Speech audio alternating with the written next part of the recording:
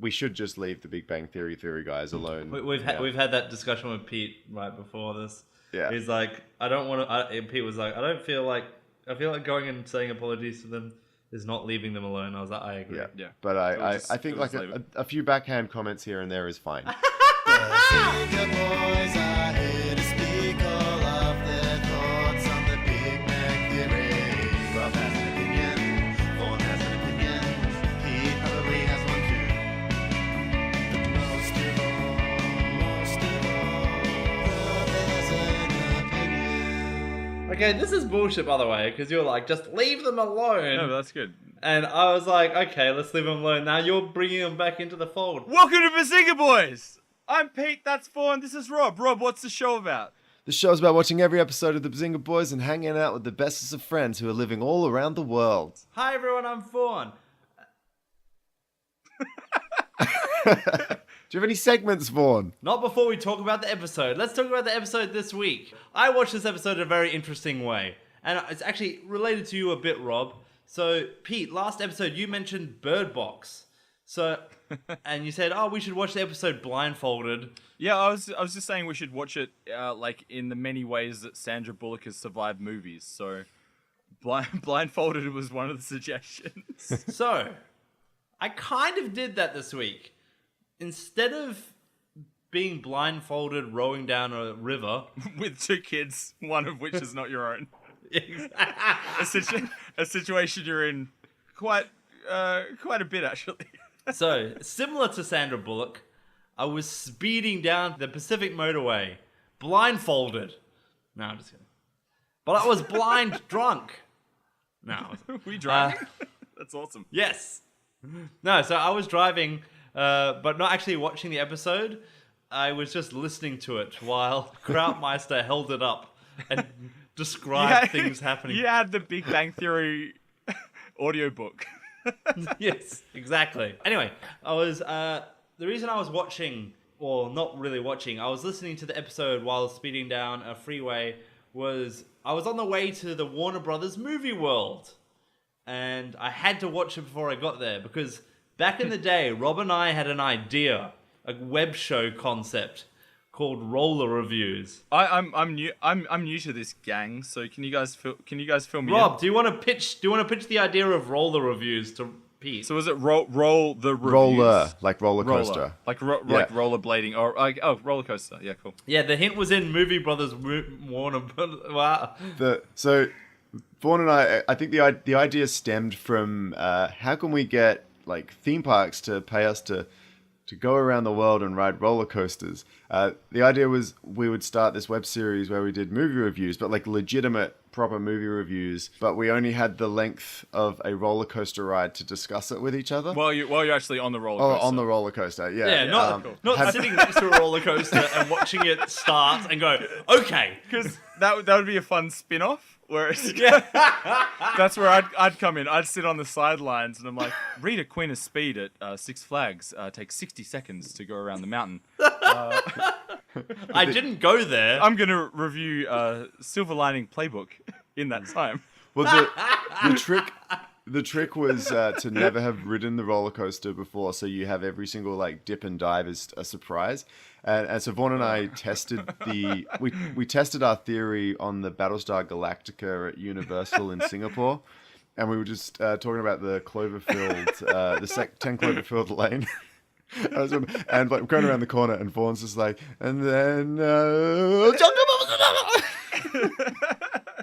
you need to that concept will work if you film it and then have subtitles. Yeah, you have to have subtitles, but we'd be like mic'd up, and you just have a GoPro in front of us. But you'd also need to like find a lot of roller coasters. Someone would have to fund it with a lot of money. Like the twist is it cuts back to me on the sidelines, and I vomit after everyone. All right. So why the fuck are we talking about this?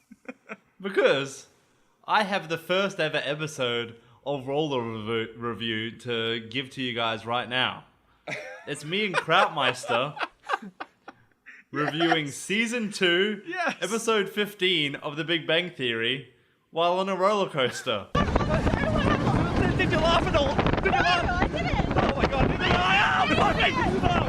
Oh shit. It was a really new low point.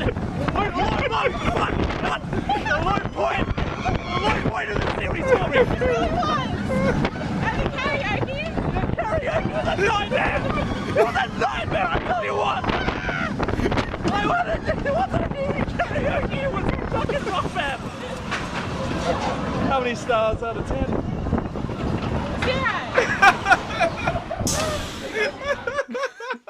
0. Well done. Well done, Krautmaster. That was so good. She was so dead set serious that whole time. That was the point. That's what makes it funny. And like, Well, Oh gosh. because people on the internet only like short things, and most roller coasters are like 45 seconds. So like a web series show like that, if you have people who genuinely understand film, but that's how they're reviewing it, like it would be a hit. speaking of generally understanding film, do you know what? I should have realized that, hey, when you're recording audio, having high-speed winds going into the microphone doesn't help. Well, okay, so do you want to talk about the episode properly? What happened in this episode? Rob?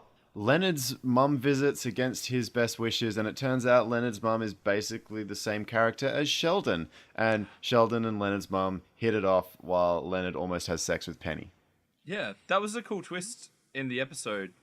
Penny. You liked it? No, I found it pretty fucking hot. Like, Penny dressed like a hardcore kid from 2017. Like, she had the crumpled down Adidas cap and oversized jumper, and then makes out hardcore with Glasses Man. And I thought it was pretty hot. Pete, did you laugh in this episode? No laughs from me. Rob, did you laugh in this episode? I didn't laugh in this episode. So, the thing is... Ooh. Oh. I was just about to say I had a few smiles. Like, I was smiling. Oh, I think I'm going to relate with you on that bit. Yeah. So, remember, I was driving when I watched this episode, and when you're driving, like, at least 40% of your brain capacity has to go to driving. That's why I had a lot of fights with an ex-girlfriend while driving, because she'd take advantage of me while I wasn't at full, hey, I can beat you down in an argument. Because half of my brain capacity was focused on the road. And I lowered my guard. And then the point where Leonard's mum is basically a female Sheldon, and she's talking about how she's only had sex twice for science. And Sheldon says to her, I'd love to hear about your sex life. I instinctually, without even thinking, went, that was it. It's like T, Well, dude, yeah, lowercase t. I'm doing that reaction just hearing you say it. So Is that a laugh? The standards that you've set for yourself, I think it is. yeah, it's a reaction. It's annoying. It's such a shitty joke got me. And it was, I remember I went, "Tss," and I caught myself. I was like, holy fuck, I laughed at that. I'm annoyed at myself. Do you have anything else you want to say about the episode? Yeah, so 'Cause I got a few before we things. get to Vorn versus the DVD jacket, I'll say this was one of the more watchable episodes for me. Yeah, I was fine with I'm it. gonna have to agree with you. I hated the bit at the table. They started talking about how I think Glasses Man was the Jar Jar of the group, and they started making really bad Jar Jar Binks impersonations. I cringed. I got very angry. Mm-hmm. It's just another sign of them being like, let's throw a reference in, but it's not actually Exactly. a joke. Yeah. However, I think this is the first time in the series I've actually liked a scene, and I liked when Glasses Man sicked his mum on those two pieces of shit, Raj and Shelfman. That was one thing we didn't talk about. It's like, so Glasses Man's mum's a neurosurgeon, psychologist, blah blah blah. She basically comes out and says that Shelfman and Raj are in love with each other and in a relationship together. And Shelfman pretty much shelves Raj's penis. And that crushed him. It was amazing. Exactly, yeah. So I actually liked that scene. That was the first thing I enjoyed. I was like, okay, good, this is pretty good. I enjoy these guys getting like dunked on. The only other things, there were so many other things I didn't like. Glasses Man's mum's catchphrases were, "You'll have to be more specific," and "I have to urinate." They were pitching those ones hard. Like, hey, if she keeps saying it, it'll be funny. Well, within a minute of her being on the show, she was in 2 scenes and she did the urinate line. Yeah. Like, yeah. It's time for Vorn versus the DVD jacket. All right, pull up the theme. It's time for Vorn verse, the DVD jacket. Now go away. Fuck you, Rob. This is bullshit, Rob. We won't. Fucking behind the scenes, Rob's like, you've gone too far, Vorn. You've gone too far. And I was like, cool, I'll drop it forever, leaving these guys alone. And then you keep bringing it up. Not me. You. So for this season, I decided to give Vorn the exact number of words that are in the description on the DVD jacket. I throw him a few extra bones with like a name of a character and a comma here or there as well. Exactly. So you're giving me the punctuation. So you're giving me some commas. There's 14 words. There's 2 names, and there's 2 hyphened words. So words with a hyphen in the middle. And you've given me exactly where they are, which has made it easier. So I think I have a chance of getting it right this time. Leonard's mother, comma, Fem Sheldon, comma, is butt fucking everyone's mind. You're so close. You got. Let me get to the end, because there's 1, 2, 3, 4, 5 more words, and I know it starts with a name. Penny, unsurprisingly, has daddy issues. Yeah, he dropped it at the end. Season 2, episode 15, the maternal capacitance. Leonard's analytical, self-absorbed, socially tone-deaf mother visits. Sheldon immediately bonds with her. Oh, my, it's so plain! It's so boring! Mine's so much better! Vaughn, have you got any new segments? Yes, so, my new segment that bombed last week. Let's see if it bombs again. It's called Vaughn's Sum Up, and Rob made me a theme this week. Here it comes! Vaughn's gonna come. Vaughn's gonna come. Vaughn's gonna come. And sum up the episode. I wanted to like do a boom, boom, boom, boom. I'm annoyed it is a pretty good basketball theme. Like, it's shit in every other way, apart from it's catchy. It's like defense. Gotta keep the theme short if it's gonna be a recurring one. Yeah, that's okay. I'm keen on that. Anyway, so this week, if you didn't listen last week, it's kind of a bit that bombed. Let's see if it bombs again. I basically take an audio clip from the episode and try and sum up the episode with that one audio clip. And this week, it's how I really feel about not just the TV show, about what this whole project is. I'm seriously considering alcoholism as a new career path. You were right, it did bomb again. Let's move on to my next. So Vaughn, have you got a new segment for us this week? Let's see if this one bombs.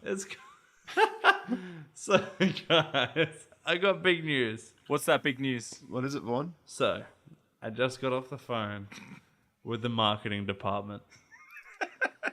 Like our marketing department? Yes. Okay. I don't know if you've spoken to them. I have a great relationship with them. Maybe you should put in more effort.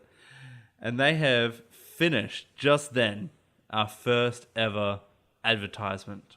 Now, it's been a long journey. We've talked about it for a long time. Us three, we've talked about, hey, we're going to do these t-shirt folders for a long time, but guess what? They're actually happening. There's been ups, there's been downs. Even at the last second, well, there was a big down where we realized the name of the product might have been taken the wrong way because it kind of rhymed with kitty fiddlers. And I was like, well, hold on. Let's fix this up. So we fixed it up. It's all good now. Here is our first ever advert for our first ever merchandise product. Are you finding t-shirts impossible to fold? Are you missing important appointments due to the time it takes to fold your shirts? Do you have a wardrobe full of toddler or child-sized clothing? Well, we've got the answer for you. It's the Bazinga Boys Kitty Shirt Flippers. The perfect way to show off your favorite Big Bang Theory related podcast while doing your laundry. It's the top of the line in shirt folding technology for child-sized shirts. With speed holes allowing for 90 folds a minute. With good sticker placement on most models. And it comes in 4 fun colours that will be sure to bring a smile onto any child's face. So what's the worst that could happen? Become a kitty shirt flipper today.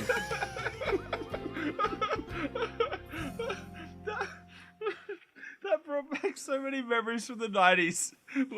When it's like, is this product not working for you? And it'd be someone just using a vacuum cleaner incorrectly. Just vacuuming the roof. Like, they're like, rats, the rocks are still in the carpet. So if you want to see that advert in its visual glory, I thought it was pretty funny without the visuals. But if you want to see it with its visual glory, go to the Bazinga Boys website, bazingaboys.com, or go to our Twitter. I'll post it there as well. So yeah, the actual store is now up. As of this episode dropping, I will be releasing the store called Bazinga Buys. And dude, I'm going to give Krautmeister credit for that because I spent a full day at work trying to think of funny names for our store. And it took me so long. And I came back and like, the best thing I can come up with is Bazinga Boys KKK Mart. And That's fucking unreal, though. and fucking Krautmeister said, why don't you call it Bazinga Buys? I'm like, that is so much It's easier, way easier. simpler, and less racist. So Bazinga KKK Mart. So better on all fronts. So that's what our store is now called, Bazinga Buys. And you can buy one of the 4 t-shirt folders, only for kids size shirts. Limited edition for. Limited edition kitty folders. Not kitty fiddlers, kitty folders. Kitty shirt folders. And fucking buy them quick because they are not going to last at these prices. So, sometimes in this podcast, we promise things for the future and we don't follow up. Sometimes we say, hey, we're going to harass the podcast a bit more. And then we don't because maybe it's the best to just leave them alone. However, 2 episodes ago, I said that Sheldon, in an old episode, Sheldon came in with a friendship quiz. And I said, I'm going to make a friendship quiz for myself about me for once and see why. He was trying to see why his friends liked him. I'm trying to see why my friends like me. So, as promised, I sent a friendship quiz to both Pete and Rob. And let's just see what answers they gave here. For this one, I made another theme song. Oh, you did! Let's hear that theme song right now.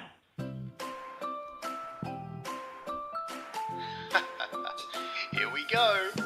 When Vorn's your friend, he'll send you a quiz and grab your bobblehead and cover it in jizz. But don't make a sound because you'll wake him up and he'll come to your room and he'll say hello. Because he's a good friend and we want him rested. A bad night's sleep isn't good for anyone.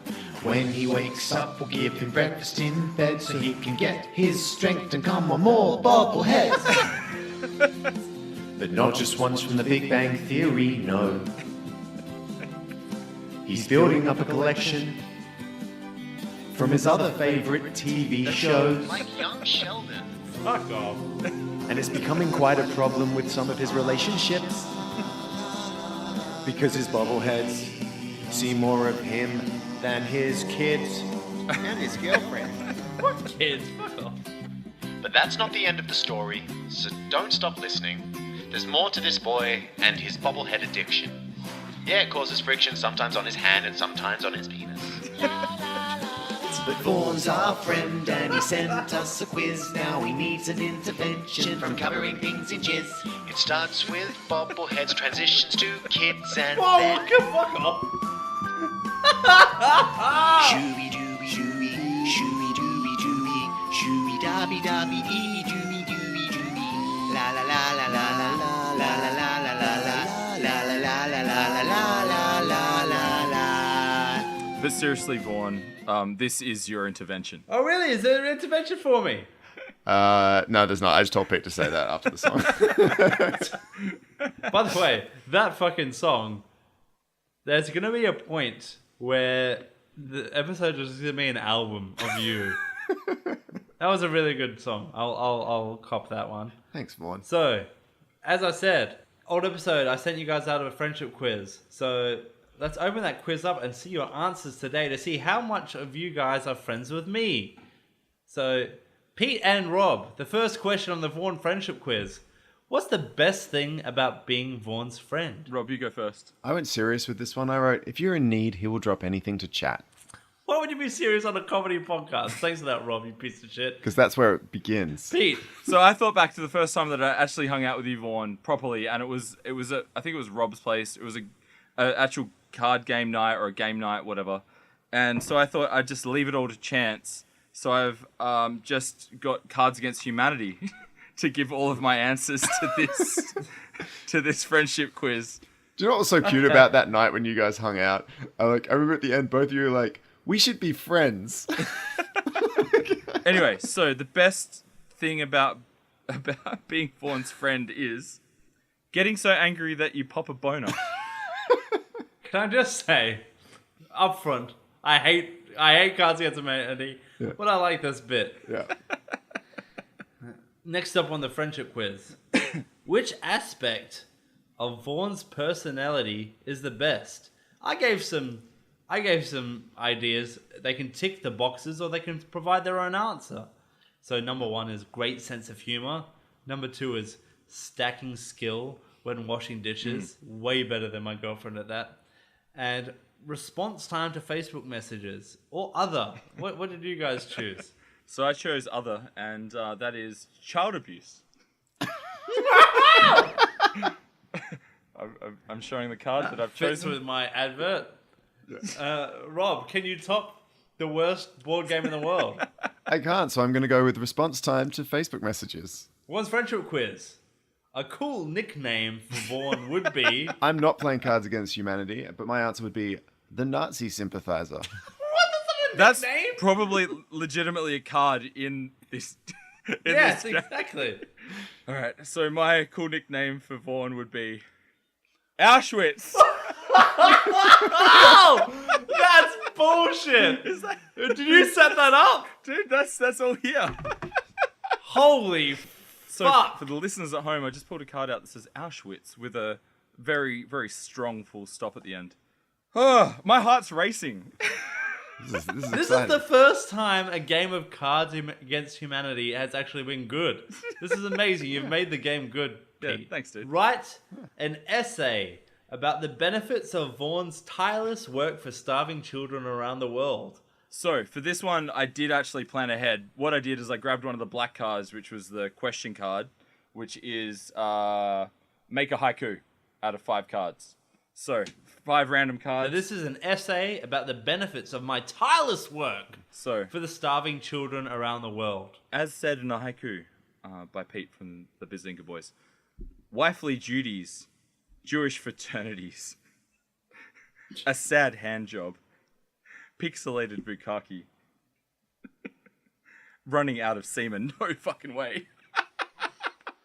And now we see why Cards Against Humanity is the worst game in the world. Rob, what's your essay about the benefits of my tireless work for the starving children of the world? Vaughn's tireless effort to stop children starving literally is tireless, as he does nothing and therefore is never tired. Ow! That was That's that a was really really good good. answer. Well done. And finally, the world would be a better place if Vorn, Pete, prove that Cards Against Humanity... AIDS. Mine's a serious one, again. The world would be a better place if Vaughn shared his cool dick poster on Facebook. Oh, actually, I'd 100% back that. That should come up on our. That should be our mystery, because we've got a brand new page that we sell shirt folders on. We should also auction your cool dick picture off. This wasn't discussed with me at all. So, anyway, the highest bidder will get a By the way, our photo store is shopped called picture. Bazinga Buys, by the way, or the KKK Mart, whatever you wish. I'll have to speak to Krautmeister about it beforehand, but she might not be cool. What you should do is you should sign it, and then it's fine. Oh, okay. Because it's Dadaist art then, so whatever. Okay. In reference to last week's Big Bang Theory Dadaist attack.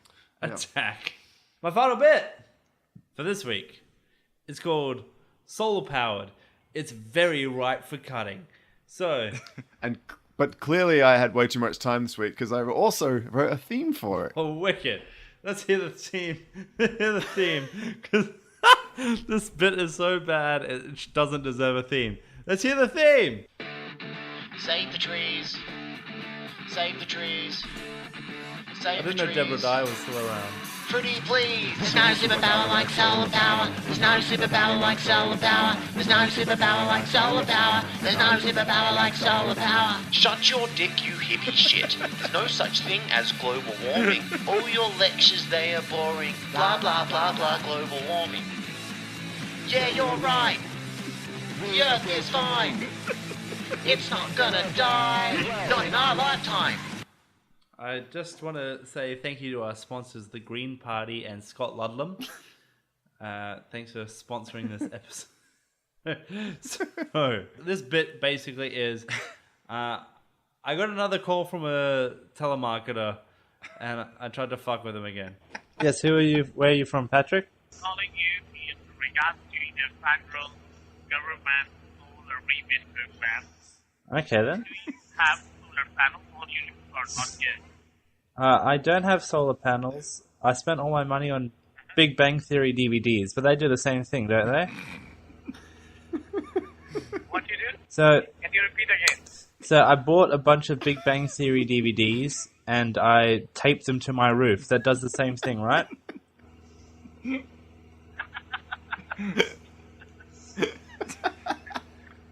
you, sir. No worries. I'm glad he likes it. Yeah, that was it.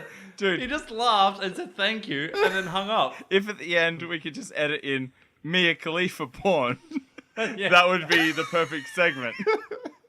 Okay, so with Australia Day coming up, we're obviously going to have a Australia Day extravaganza episode. But Obviously. I thought we could build into a special release of. So Triple J used to do the Hottest 100 on Australia Day, but that got nixed. So I thought we'd fill the void with the Bazinga Hottest 5. So here's an ad for that.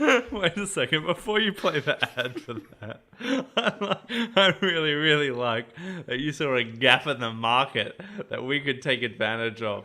That...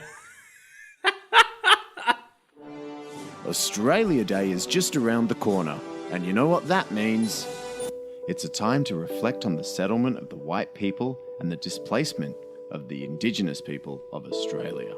And getting fucking drunk and having beers with the boys while listening to the Bazinga Top 5 Countdown, voted by you. Just head to our Facebook page and select from some of the hits that were released last year through Bazinga Boys Season 1 and part of Season 2.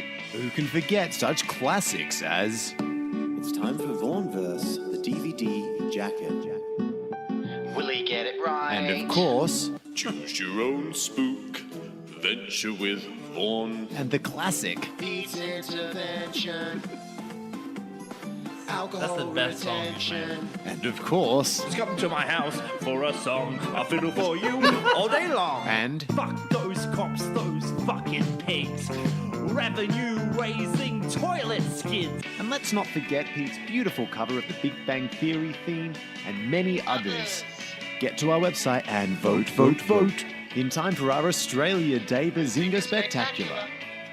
Aho! Universe was in a hot, dense state that nearly 14 billion years ago expansion started. Wait. that weight is so off. Like you were falling off one of those weird balance things they have at the gym. So yeah, just head to our Twitter and our Facebook page and vote. And then on Australia Day, there's going to be a special episode drop, which will be the Top 5 Countdown. Pete's been Cards Against Humanity. I've been Vorn. Rob, who are you? I'm still Rob. And we'll see you next week on a brilliant episode of the Bazinga Boys. Goodbye. Thanks for listening to another Bazinga Boys episode. T-shirt folders are now available on the Bazinga Buys website. If you go to bazingaboys.com and go to the store/merch section, you'll find them there. You could hit us up on Twitter at bazingaboys.com twitter.com/bazinga_boys, or you can find us on Facebook at facebook.com/bazingaboys. Don't forget to go and vote for your favourite Australia Day songs for the Bazinga 5 Hottest 5 Countdown so we can count your votes in the mix. Thanks again for being great fans. Just so everyone's aware, behind the scenes, last week was a bit of a shit fight with making sure that everyone's okay. Then, middle of the week, Rob goes, hey, I've got bits ready for this. Can you please send me 1 million songs with the word pedo in it? So I was waiting all this episode, I was waiting and saying, okay, here comes the accusatory nature that Vaughn's a pedophile and like getting him back for getting Rob's twin brother to fucking bury him. And it didn't come. Why did you ask me for a million songs about pedos, by the way. I asked you for a couple of the songs, and I said I was referring to one specifically as like a No, okay. Every song you ask me goes, hey, give me every song from the kid-friendly pedo episode, and then also give me every song. I listened to the songs before I sent them to you. I listened to every single one of them. Had the similar theme of pedophilia. So I was like, okay. Well, I need the Carl the Kitty Fiddler tracks. I needed that so I could put that in. Okay, so